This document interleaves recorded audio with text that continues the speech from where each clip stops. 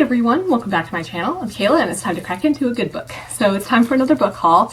I had a little bit of a, I think like an oopsie moment the other week where I don't know, we went into Barnes & Noble and apparently I left my self-restraint behind because I bought several books. I mean, like, obviously I did not buy all of these at once. That would be crazy. Before we get started, leave a book emoji in the comments to let me know that you're here. So let's begin with, I don't know. So we'll start with the adult fantasy books. Why not? So the first one I will talk about, I guess, is The Bone Maker by Beth Durst. So this came in the April Unplugged book box, I think. So I do have a short on my channel that goes through like the entire unboxing of the box. There were several exciting things that came with it, but I'm really excited about this. This is a standalone, obviously adult fantasy. We're in this world where 25 years ago, 5 heroes risked their lives to defeat the Bone Maker, who is this corrupt magician who created an inhuman army using animal bones, but only 4 of the heroes survived. Since then, the group's leader has exiled herself to a remote tower and is basically dedicating her life now to resurrecting her dead husband. But, you know, this requires human bones and a sacrifice. For each day he lives, she will live one less. And so, you know, she's willing to do this, but using human bones for magic is illegal. They burn the dead in this world, so she can only really find the bones at this battlefield where, you know, her husband and others died. But defying the laws of the land exposes a terrible possibility. Maybe the dead don't rest in peace after all. So I'm really excited for this. I really like Beth Durst's writing, and I think, you know, recently, last year, I guess, I read Race the Sands by her, which is another standalone adult fantasy, and I thought she did a really great job of, you know, telling a complete story in one book, so I feel pretty optimistic that this will be good as well. But I'm also really intrigued by this whole bone magic idea. It seems like it'll be pretty dark, and I also just like when magic comes with a cost. So I am super excited to see how this goes, and it did come with a signed book plate. The next adult fantasy book I'll talk about is The Unbroken by C.L. Clarke. So this is the May book choice for the Space Sirens book club, so we'll read it in May and discuss in early June. But this is more of a military fantasy, and we have 2 main characters, I think, that we follow. One of them is a soldier who was stolen as a child and raised to kill and die for the Empire. And her company has been sent back to her homeland to stop a rebellion, and she's like, I guess we'll have some conflict with, you know, the ties of blood versus her connections and loyalty to her fellow conscripts. Our other character needs a turncoat, someone desperate enough to tiptoe the bayonet's edge between treason and orders, someone who can sway the rebels towards peace while she focuses on what really matters, getting her uncle off the throne. So we've got assassinations and massacres in bedrooms and war rooms.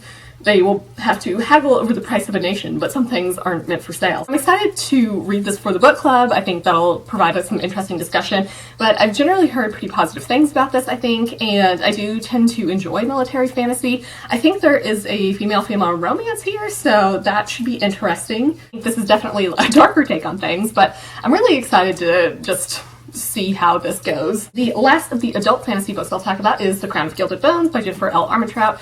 And this is the 3rd book in the Blood and Ash series. Poppy is the chosen one. She's the maiden. We have recently learned more about her in the 2nd book.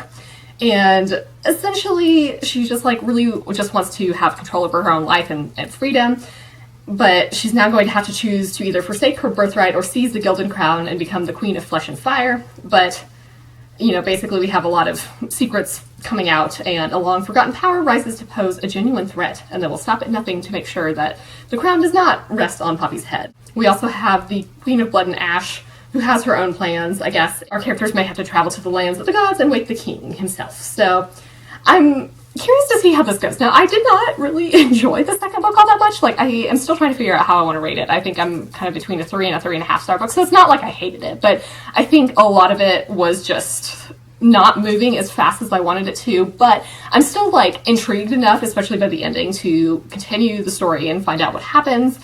I have generally enjoyed Poppy. I feel like the 2nd book I was a little more mixed on her, and same thing with the romance. Like, I was a little bit more mixed on that than compared to the 1st book, but, you know, I definitely want to see how things go. And with the 2nd book, there were some things more involved with the gods, and so I think that's something that really intrigues me, and hopefully we'll get more here. So now we'll get into some of the YA fantasy books I have. The first one I'll talk about is Reaper of Souls by Rena Barron. So this is the sequel to Kingdom of Souls. I don't know if this is a duology or not. I don't remember. But randomly, my Barnes & Noble had this as like a buy one, get one half off. So I was like, okay, yes, please. Our main character is a witch doctor, and Basically, she's now left alone to pick up the pieces of her family's betrayal. We've got this kingdom that's kind of been plunged into chaos and a love that can never be. So as she's struggling to rebuild, she finds a glimmer of hope that there may be survivors who escaped this demon attack, and she's the only one who can bring them home. Then we've got this plot that may destroy what's left of their world, and the Demon King is far closer than they know, and they fight to unravel his schemes, and that discover the Demon King wants our main character, and he will lay waste to anything or anyone standing between them. So I really liked the first book. I read it, was it last year? I don't remember. But it was like this really nice, diverse YA fantasy. I liked that we had this like witch doctor element, and I liked like the involvement of the demons. That was really intriguing. I think our main character was struggling to like kind of come to terms with what she was willing to sacrifice to get magic. So, I definitely, I seem to remember there were some revelations at the end, and I really wanted to, find out what happens next. The next book I'll talk about is The Prison Healer by Lynette Noni. So this is, I think, a darker YA fantasy, but our main character is obviously the healer in this notorious death prison, and the rebel queen has been captured, and so she's charged with keeping this terminally ill queen alive long enough for her to undergo this trial by ordeal, which is a series of elemental challenges. She receives a message from her family saying, don't let her die, we're coming. So our main character volunteers in her place, and if she succeeds, both she and the queen will be granted their freedom, but of course no one has ever survived this.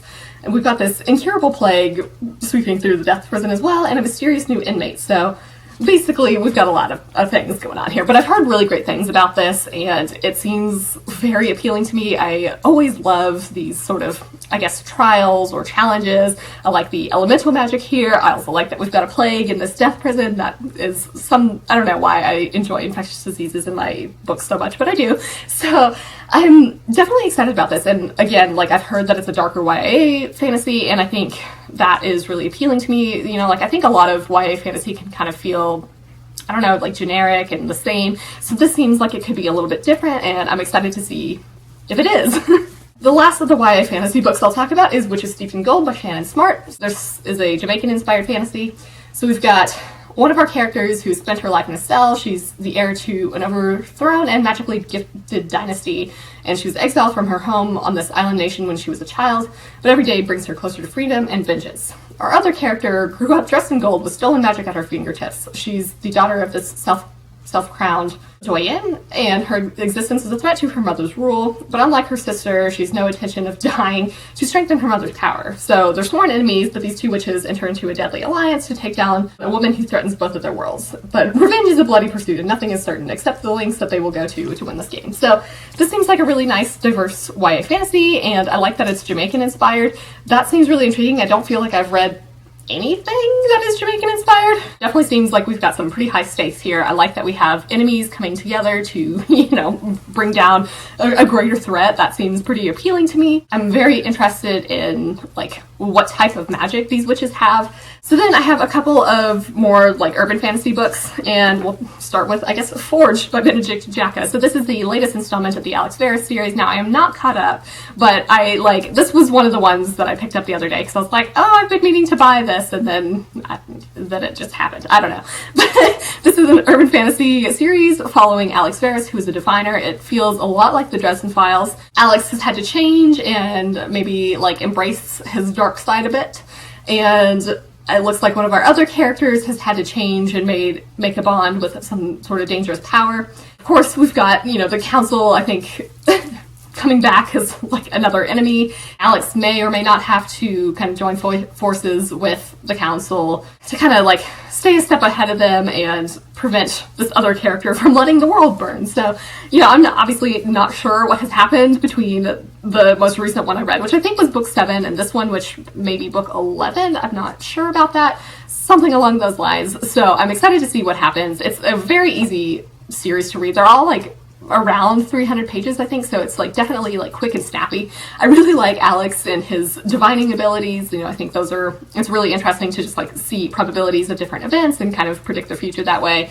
And, you know, we have a lot of really interesting characters. So I've really enjoyed this series. Like, I've given, I think, all of them 5 stars so far. So it's just something that I definitely want to continue. And I think this is the second to last book in the series. So, like, I definitely want to get caught up in time for the last one to come out, I think, later this year. The other more like paranormal urban fantasy book I'll talk about is Mina and the Undead by Amy McCaw. So this is more of a YA one, I think. So this like just came out in the UK, so I actually had to order it through Book Depository because I don't know if it is coming out in the US or not. And you know, if it is, I don't know when. But basically, we have our main character Mina, who arrives in New Orleans to visit her estranged sister. She loves nothing more than a creepy horror movie and can't wait to explore the city's darkest secrets. We've got vampire tours, seedy bars, spooky cemeteries, disturbing local myths, etc. She gets a part-time job at a horror movie mansion and meets Jared, who is her sister's housemate and fellow horror enthusiast, but I guess she ends up stumbling across the body of a girl with puncture marks on her neck, clutching a lock of hair that suspiciously resembles her sister's. So someone is replicating New Orleans' most brutal supernatural killings, and Mina has to discover the truth and prove her sister's innocence before she becomes the victim of another myth. So that sounds like a super fun time. I heard both Amber and Kasha talk about this, and I think they both enjoyed it. So I'm, you know, pretty positive that I will also enjoy it. I like that it's set in New Orleans. I don't tend to read that many urban fantasy books set in New Orleans. Like there's been a couple, but this seems like a fun horror / urban fantasy, I guess. Definitely a darker take on things, and I'm, you know, really intrigued by whether or not, you know, there's a vampire running amok in New Orleans, I guess. This also mentioned like a fun romp through 90s pop culture, so that sounds like a fun time. So yeah, I also just like really enjoyed this cover. I think that's pretty fun. We've got some like kind of darker edges as well, so I'm really excited to try this out. So then I guess we'll just jump into a couple more like horror books. So the first one I'll talk about here is Dark Matter by Michelle Paver. So I read Thin Air by her back in March, I think, and enjoyed it, so definitely wanted to check out more of her books. And so this is another one of like the ghost stories. Jack is poor, lonely, and desperate to change his life, so he joins an Arctic expedition, and basically spirits are high as the ship leaves Norway, and at last they reach the remote uninhabited bay where they will camp for the next year. But the Arctic summer is brief. As night returns to claim the land, we start getting this creeping unease. One by one, his companions are forced to leave. Soon Jack will see the last of the sun, the sea will freeze, and escape will be impossible. And Jack is not alone, as something walks there in the dark. So that sounds ominous. Like I said, I did enjoy Thin Air, and I also just like when horror books have some sort of like Arctic expedition, like you're forced into like this cold, isolated environment, like that makes things a lot more spooky, and you can't like easily escape, so that definitely increases the tension levels. So I think this seems really appealing to me. I am definitely curious to see what all is going on here, you know, like what is out there in the dark. With Thin Air, she did a good job of like slowly building the tension with that particular like ghost element, so I'm excited to see how this one, you know, compares to Thin Air. The other, I don't know if this is necessarily horror, I think it's like gothic fiction. I also do not know how to pronounce this. I don't know if it's Wakenhyrst or Wakenhyrst. I don't know, but this is also by Michelle Paver. We've got this manor house that stands alone in a lost corner of the Fens, a glinting wilderness of water whose whispering reeds guard ancient secrets. Maud is a lonely child growing up without a mother, ruled by her repressive father. When he finds a painted medieval devil in a graveyard, unhallowed forces are awakened. So Maud's battle has begun. She must survive a world haunted by witchcraft, the age-old legends of her beloved Fen, and the even more nightmarish demons of her father's past. So this spans 5 centuries, and it's a darkly gothic thriller about murderous obsession and one girl's longing to fly free. So basically, you know, I liked Thin Air, and I was like, this also sounds really appealing to me, so I kind of just wanted to buy more of Michelle Paver's more like gothic or horror type books, and this seemed pretty exciting. I do tend to enjoy gothic horror. I think we'll have some fun, creepy moments, but also like, let's just take a moment to admire the covers. Like, it's harder to see here, but there are some like blue sparkles in the sea here, and I don't know if you can necessarily be able to tell, but they're like the silver bits on here are really shiny, so like, I don't know, whoever's designing these covers did an excellent job. But yes, I'm definitely intrigued to try out more of Michelle Paver's work. We'll jump into some sci-fi books. Why not? The first one I'll talk about is The Last Watch by J.S. Hughes. So this is pitched as like Game of Thrones meets The Expanse. So this is a space opera. We have the divide, that's the edge of the universe, and it's collapsing. So the only ones who can stop it are the Sentinels, basically the recruits, exiles, and court-martial dregs of the military. So our main character, I think, commands the Argus. She has no resources, no comms, nothing except for these soldiers no one wanted. Her ace in the hole could be this dude who is the genius, asshole, and exiled prince who nuked his grandfather's genetic facility for reasons. She knows they're humanity's last chance. So I've heard really great things about this. I'm pretty confident I'm going to enjoy it. I mean, The Expanse meets Game of Thrones is already like, that seems promising enough, but I do like space operas. The edge of the universe collapsing, that should, I think, increase tension levels a bit. And I am kind of hoping that we'll have sort of like a found family of all these rejects of the military. I think that should be pretty exciting. So I'm looking forward to reading this. The other sci-fi book I'll talk about is Dead Space by Callie Wallace. So this is actually sci-fi horror, and essentially we have Hester, who had some sort of catastrophic attack that left her injured, indebted, and stranded far from home. So she is forced to take this security job with a powerful company in the asteroid belt. So she spends her days investigating petty crimes to help her employer maximize his profits. She's surprised to hear from an old friend and fellow victim of the terrorist attack that ruined her life, and this turns to suspicion when he claims to have discovered something about their shared history and the tragedy that neither of them can leave behind. But basically, her friend ends up being violently murdered at this remote asteroid mine, so she joins the investigation to, figure out what's going on. And then she just realizes that everything she discovers about her friend, his fellow miners, and the outpost they call home brings her closer to revealing secrets that very powerful and very dangerous people would rather keep hidden in the depths of space. So that seems intriguing. I like that. I feel like we have almost, I guess, like this isolated closed circle type murder mystery vibe because we are at this asteroid mine. So I'm excited about that. I have also read Salvation Day by her, which is another sci-fi horror book, and I really enjoyed it. So I feel pretty confident that I will like this. Like, I definitely enjoy her writing, and sci-fi horror is like a subgenre, I guess, that I really enjoy reading, and I feel like it's kind of hard to find books in that category sometimes, so I'm definitely excited to see how this goes. So we'll get into some thrillers real quick. The first one I'll talk about is Killjoy by Holly Jackson. So Nikki from Books and Lemon Squash was so kind to pick up a copy of this. It came out for World Book Day in the UK, and she mailed it to me, which was really awesome. I am so excited to actually have this because it is not available in the US. So this is like a prequel, I think, to A Good Girl's Guide to Murder. So we have Pip, who is not looking forward to her friend's 1920 themed murder mystery party, but when the game begins, she finds herself drawn into the make-believe world of intrigue, deception, and murder. As she plays detective, teasing out the identity of the killer clue by clue, the murder of the fictional Reginald Remy isn't the only case on her mind. So I'm just excited to see how this goes. I mean, it's really not that long at all, but I have very much enjoyed Holly Jackson's writing. Like, I think A Good Girl's Guide to Murder and just like that series in general is so much fun. It is so fast-paced, and I just love everything about it. So I'm super excited to see what happens in this prequel. The next book I'll talk about is The Better Liar by Tanen Jones. So this was the other one I picked up in the buy one get one half off thing at Barnes & Noble, but we have Leslie, who has the perfect life, a loving husband, a happy newborn, and a New Mexico home straight out of a magazine. She's been the perfect daughter, too, taking care of her ailing father in his final days, but she's got a dark secret, and it's an expensive one. When she discovers she won't receive a penny of her inheritance unless she finds her estranged sister, she sets to obviously track her down, but I guess when she arrives at her sister's apartment, she discovers her body.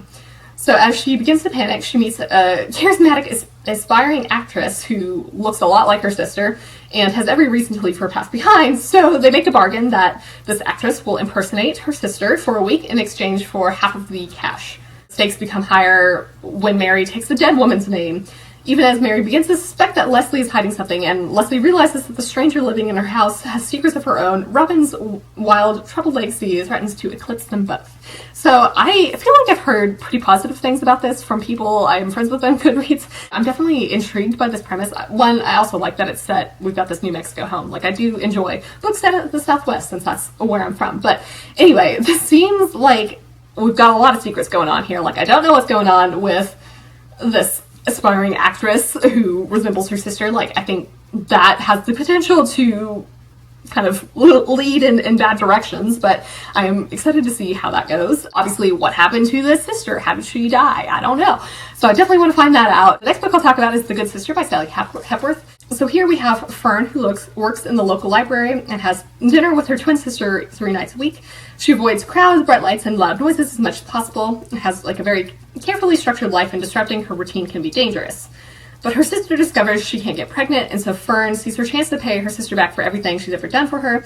She can have the baby. She just needs to find a father. Simple.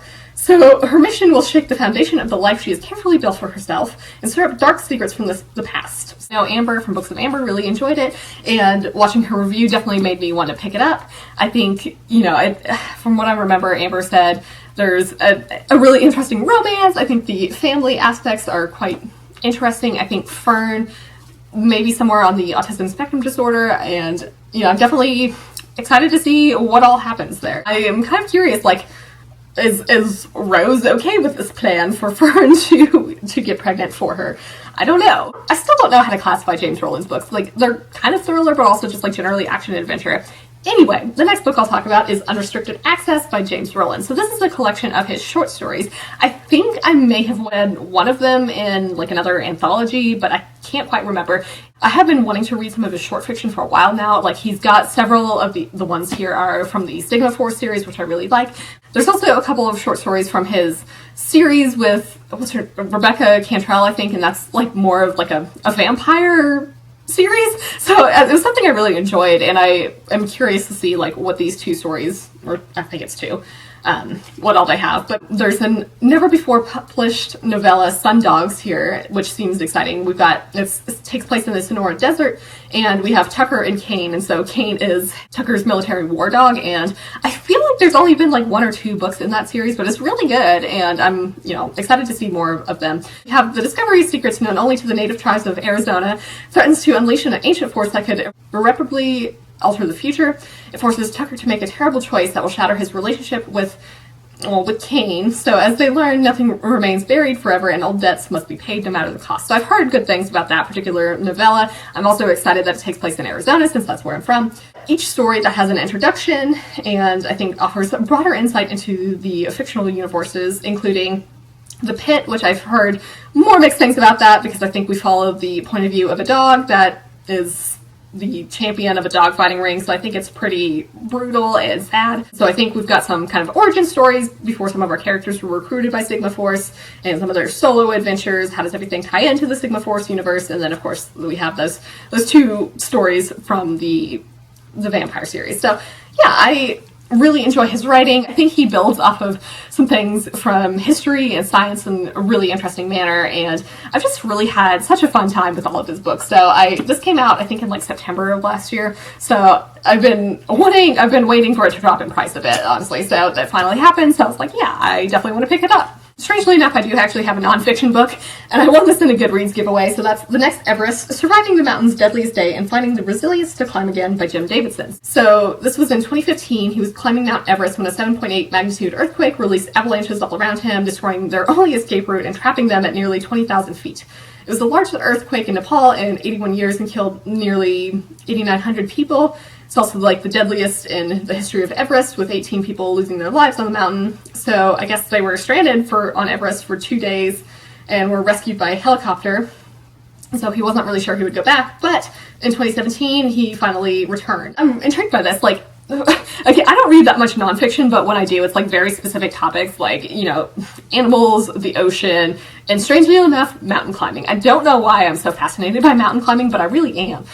I feel like that would be terrifying, to be stranded there at 20,000 feet for 2 days. Like, that seems really awful. So I'm curious to learn how he did that, and how that really affected him. And then obviously finding the strength to go back. I think that will be really inspiring and just exciting to read about. So now I have a few graphic novels to talk about, and I picked all of these up through our local comic and game store, so I like to support them. They often, I think all of these are 20% off, so it makes the prices a little bit better. I don't know, graphic novels are insanely expensive, but the first one I'll talk about is White Sand, Volume 1. This is by Brandon Sanderson. So I've actually read the written version of this story. So when I joined his newsletter a few years ago, I think he had like the bonus or whatever for signing up was you got the like unpublished novel of White Sand, and I actually really liked it. So I've been kind of wanting to try out the graphic novel. I've heard more mixed things about this. This is set on the planet Taldane, so we've got these sand masters who harness arcane powers to manipulate sand in spectacular ways.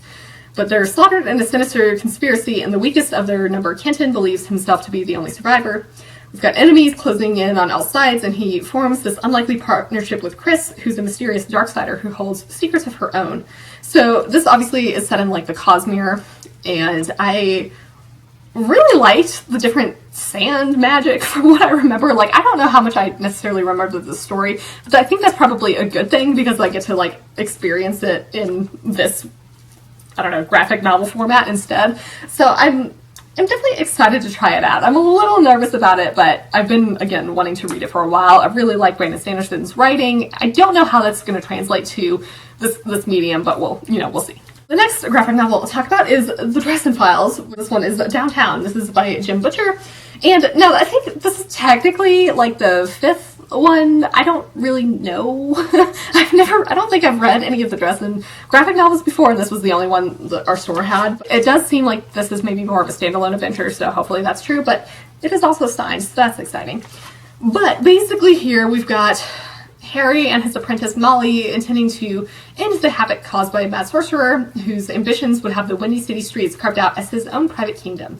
But when the magical upstart enters into an alliance, oh boy, with a notorious mob boss, will the fast and loose Dresden and his young charge survive unscathed? I really love the Dresden Files, and just happened to be browsing the shelves when we were at the store, and I was like, oh hey, I had forgotten that, honestly, that there were some Dresden Files graphic novels, and was like, okay, sure, I'll give it a shot. Hopefully it is, in fact, a standalone adventure, but we shall see. The next thing I'll talk about is East of West, The Apocalypse Year 2. So I think this collects volumes 4 through 6. So this is written by Jonathan Hickman, and it's like a very strange premise. It's kind of like a Western, but we have like the 4 horsemen of the apocalypse. I'm not exactly sure about like the plot of these particular volumes, and there is no synopsis anywhere, but yeah, from what I remember, we've got, the 4 horsemen of the apocalypse. It's like everybody, I think 3 of them are hunting death. So, yeah, I was kind of conflicted after reading the first one. I was like, I'm not sure I really know what's going on. Like, this is incredibly bizarre, but I also kind of like it. So it's definitely something I want to continue with, and I really like these particular bind-ups of them. I think they're really nice additions, and at least with the first one, there was like, in the back, there was like a lot of kind of behind-the-scenes stuff, which I think added a lot to the story and like really helped me understand what I just read. I've been waiting for our store to get the second year so I could obviously buy it. The last book I'll talk about today is Fables, the Deluxe Edition, book 3 by Bill Willingham. So this is kind of like, our fairy tale creatures are now living in Fabletown. And so here it looks like we have Little Red Riding Hood, who suddenly walks through the gate between this world and the lost Fable homelands, and she's welcomed as a miraculous survivor by nearly everyone except for her own old nemesis, Bigby Wolf, who smells espionage and subversion, not survival. And then we also have Prince Charming in some sort of campaign to become the mayor. I have not read book 2 yet, but I do have it. But I mean, these really don't take that long to read. But it's a really interesting idea. I always love, fairy tale retellings, and this is like a dark, gritty take on fairy tale characters in the real world. So I am just very excited that I was able to find this, because I don't know, I feel like it is much harder for some reason to find the deluxe editions these days. So yeah, I was happy that, our store had that in stock, so definitely wanted to pick it up and continue this story. Alright, so those are all the books that I have to show you today. I have actually won several more Goodreads giveaways, but they have not arrived, so I guess I'll just have to show them to you next time. So let me know in the comments if you read any of these books or think you might pick them up. And for your question of the day, have you bought any new books yourself recently, or gone to the library or anything like that? So I do have a Discord channel, and if you want to join that, the link is in the description below. I hope you're all having an excellent day and are reading something awesome. If you enjoyed this video, feel free to give it a big thumbs up, as that would certainly help me out. But with that, I think I'm going to wrap it up here and see you in the next one.